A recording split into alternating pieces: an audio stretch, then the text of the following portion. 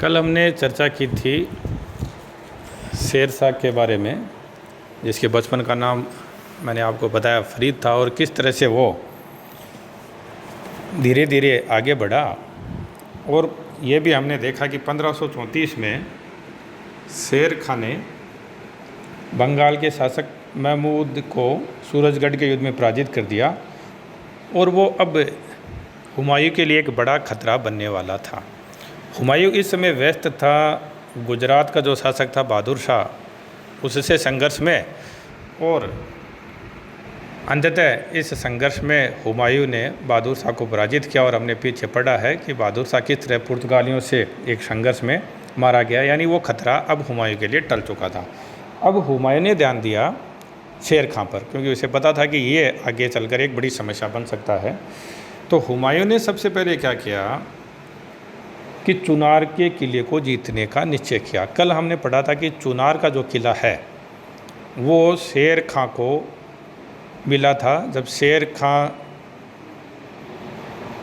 को ये मिला था, जब चुनार का जो किलेदार है ताज खां, उसकी मृत्यु हो गई और उसकी पत्नी लाड मलिका ने शेर खां से विवाह कर लिया था। तो एक तरह से शेर खां को ये चुनार का किला लाड मलिका से मिला था।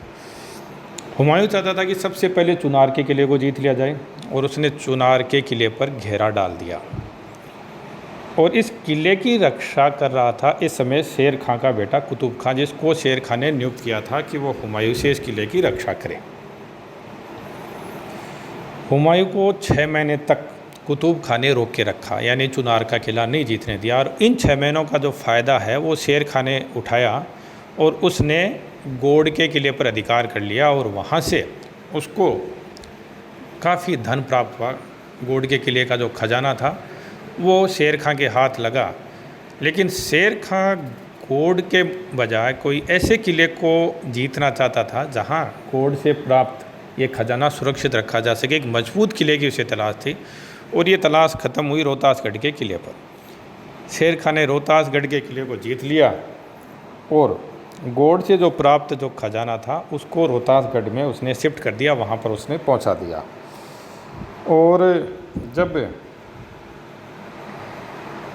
रोहतासगढ़ को जीत लिया गया तो उसके बाद चुनार के किले पर हुमायूं ने भी अधिकार कर लिया। हुमायूं समझ चुका था कि अगर शेर खां को रोकना है तो अकेले चुनार से काम नहीं चलेगा। उसने अब अगला अपना लक्ष्य बनाया गोड़ के किले को जीतना।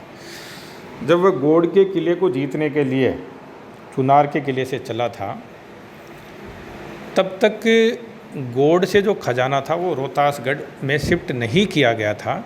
इसलिए हुमायूं को रोकने के लिए शेर खां ने अपने बेटे जलाल खां को तेलिया गड्डी नामक स्थान है वहाँ पर नियुक्त किया कि वह गोड़, जो चुनार से गोड़ आने का रास्ता है उसके बीच में ये जगह है, कि वह शेर खां को रोके रखे, और तब तक रोके रखे जब तक कि गोड़ से प्राप्त खजाना रोहतासगढ़ न पहुंचा दिया जाए।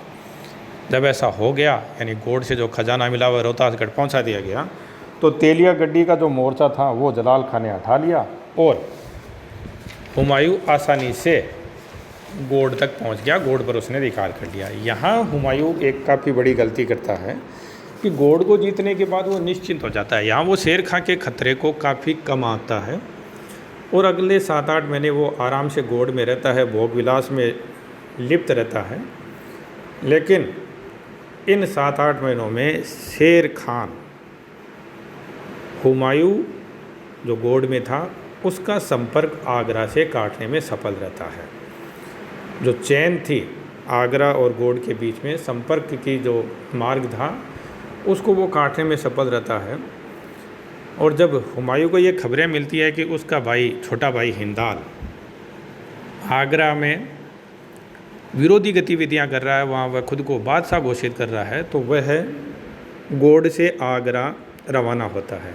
और जब वह गोड़ से आगरा रवाना होता है तब उसे ज्ञात होता है कि शेर खां ने उसके मार्ग को अवरुद्ध कर रखा है, उसके मार्ग को काट रखा है। तो अब शेर खां के लिए दिक्कत हो गई, हुमायूं के लिए दिक्कत हो गई। एक तो आगरा में उसका भाई विरोधी गतिविधियों में लिप्त है, और दूसरा उसके लिए आगरा पहुंचना भी मुश्किल है।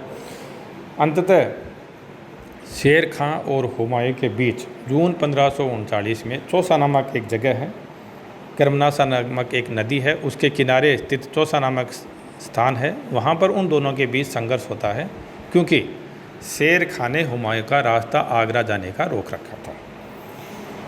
इस युद्ध में शेर खां विजयी होता है और हुमायूं को करारी हार का सामना करना पड़ता है। हालात ये हो जाते हैं कि हुमायूं के लिए अपनी जान बचाना भी मुश्किल हो जाता है।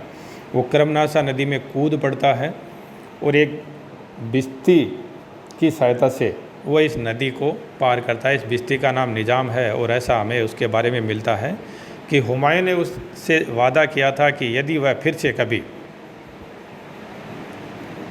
भारत का शासक बना तो वह उसको एक दिन के लिए बादशाह देगा, और उसने हुमायूं ने अपने वादा निभाया। और जब वह 1555 में एक बार फिर से मुग़ल बादशाह बना तो उसने एक दिन के लिए निज़ाम बिस्ती को बादशाह बनाया। और ये भी हमें मिलता है कि निज़ाम बिस्ती ने इस अवसर पर चमड़े के सिक्के जारी किए थे।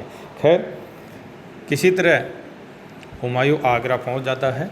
हिंदाल भी अपनी गलती स्वीकार कर लेता है, लेकिन हुमायूं का जो एक और भाई है कामरान, जिसके पास इस समय 10,000 से भी ज़्यादा सैनिक हैं, जो तपे तपाए सैनिक हैं, मुग़ल सैनिक हैं, जिनकी सहायता से शेर शाह से युद्ध किया जा सकता है, और अगर इतिहास की भाषा में कहें तो लोहा लिया जा सकता है। वो तैयार नहीं होता है हुमायूं को अपनी सेना देने के लिए। वो ये चाहता है कि हुमायूं उसके नेतृत्व में, यानी कामरान के नेतृत्व में शेर खां से लड़ने के लिए मुग़ल सेना को भेजे। हुमायूं इसके लिए तैयार नहीं होता है, क्योंकि एक बादशाह के लिए ये अपने आप में एक संकट को न्योता देना है कि वह किसी, अब चाहे वो उसका भाई क्यों ना हो, उसके नेतृत्व में अपनी सेना भेजे। और अगर कामरान इस युद्ध में विजय रहता है तो वो उसके बाद मुग़ल राजगद्दी पर अपना अधिकार जमा सकता है, अपना दावा ठोक सकता है। तो इस तरह भाइयों में किसी तरह से भी सुलह नहीं हो पाती है और कामरान आगरा से लाहौर चला जाता है। इसके बाद हुमायूं शेर शाह से अपनी पराजय का बदला लेने के लिए हिंदाल और अस्करी, जो उसके दोनों भाई हैं, उनको साथ लेकर अपनी सेना के साथ 1540 में शेर शाह पर आक्रमण करने के लिए चल पड़ता है। 1540 में कन्नौज नामक स्थान पर दोनों के बीच युद्ध होता है। इस युद्ध को कन्नौज का युद्ध भी कहा जाता है और इसको बिलग्राम का युद्ध भी कहा जाता है। इस युद्ध में भी हुमायूं को शेर शाह के विरुद्ध हार का सामना करना पड़ता है और उसको भागना वहाँ से पड़ता है। शेर शाह अब मुग़ल साम्राज्य का स्वामी हो जाता है और मुग़लों ने 1526 में पानीपत की पहली लड़ाई में अफ़गानों को पराजित कर दिल्ली और आगरा की जो गद्दी प्राप्त की थी वो अब एक बार फिर से अफ़गानों के पास आ जाती है। शेर शाह इस दूसरे अफ़गान साम्राज्य का संस्थापक है। यहाँ एक तथ्य है जिसको लेकर इतिहासकारों में मतभेद है कि शेर खां शेर शाह की उपाधि कब धारण करता है, 1539 में चौसा के युद्ध में जीतने के बाद या 1540 में कन्नौज बिलग्राम के युद्ध को जीतने के बाद। कुछ इतिहासकार 1539 का जो चौसा का युद्ध है उसमें जीत के बाद शेर शाह जो शेर खां है उसके द्वारा शेर शाह की उपाधि धारण करने की बात मानते हैं, और कुछ 1540 के कन्नौज या बिलग्राम के युद्ध में जीत के बाद। खैर जो भी हो, लेकिन शेर खां अब शेर शाह के नाम से दिल्ली और आगरा का नया शासक बन चुका है और मुग़ल बादशाह हुमायूं को वो भारत से खदेड़ देता है। तो ये देखिए, यहाँ तक हमने देखा किस तरह से जो शेर शाह है वो एक साधारण परिवार में जन्म लेकर, जिसके बचपन का नाम फरीद है, वह किस तरह से एक के बाद एक सफलताएं हासिल करता हुआ 1540 में मुग़ल साम्राज्य के जो बादशाह है हुमायूं उसको अपदस्थ कर देता है और ख़ुद दिल्ली और आगरा का स्वामी बन जाता है।